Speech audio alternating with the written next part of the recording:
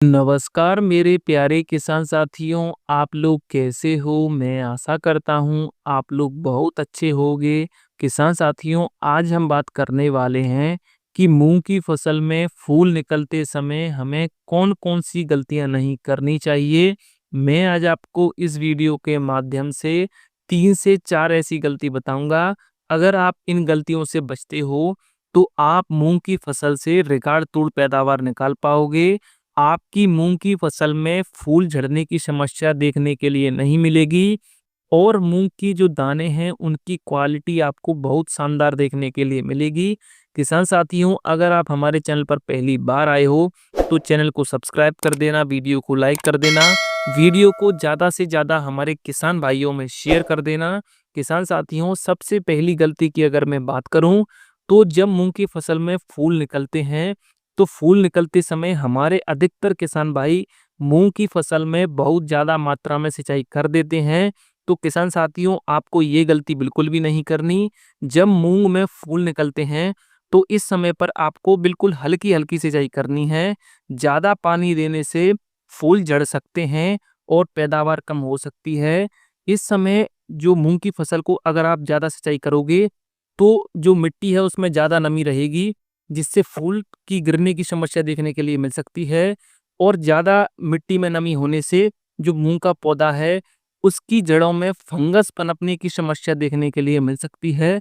तो आप कोशिश करें कि जब मूंग की फसल में फूल निकलना शुरू होता है या फूल निकल आते हैं तो आपको बिल्कुल हल्की-हल्की सिंचाई करनी है। दूसरी गलती की अगर हम बात करें तो किसान साथियों, मूंग की फसल में फूल निकलते समय white fly, aphid, jassid, thrips और हरा तेला जैसे रस चूसक कीटों का अटैक सबसे ज़्यादा होता है। ये कीट फूलों से रस को चूस लेते हैं और फूल सिकुड़कर जमीन में गिर जाता है। इनके कंट्रोल के लिए हमारे देश के अधिकतर किसान भाई रासायनिक कीटनाशकों का स्प्रे करते हैं। तो किसान साथियों, आपको ये गलती बिल्कुल भी नहीं करनी।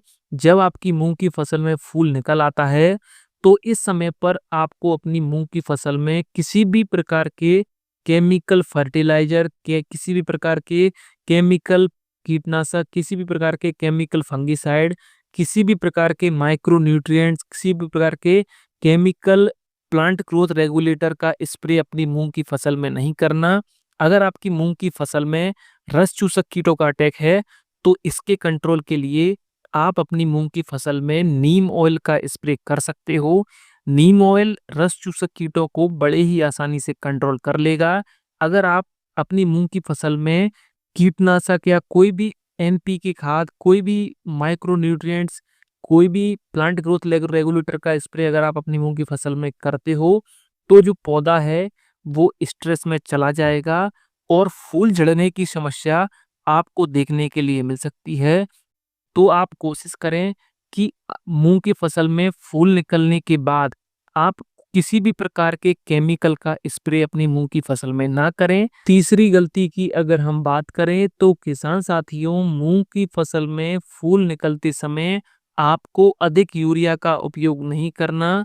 अगर आप अधिक यूरिया का उपयोग करते हो तो मूंग के पौधे की वानस्पतिक वृद्धि अधिक हो जाएगी और पौधे में फूल कम से कम बनेंगे, फलियां कम से कम बनेंगी, जिससे मूंग की पैदावार हमें कम देखने के लिए मिल सकती है। इस समय पर आप अगर चाहें तो पोटास और फास्फोरस जैसे फर्टिलाइजर का उपयोग आप अपनी मूंग की फसल में कर सकते हो।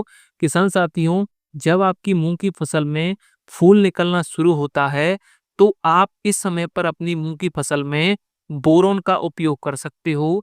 बोरोन मूंग की फसल में पॉलिनेशन में मदद करता है, जिससे मूंग की फसल में फूल भरपूर मात्रा में आते हैं। किसान साथियों, सीधी सीधी बात है, अगर आपकी मूंग की फसल में फूल भरपूर मात्रा में आएंगे, ज़्यादा से ज़्यादा आएंगे, तो फलियां ज़्यादा से ज़्यादा बनेंगी।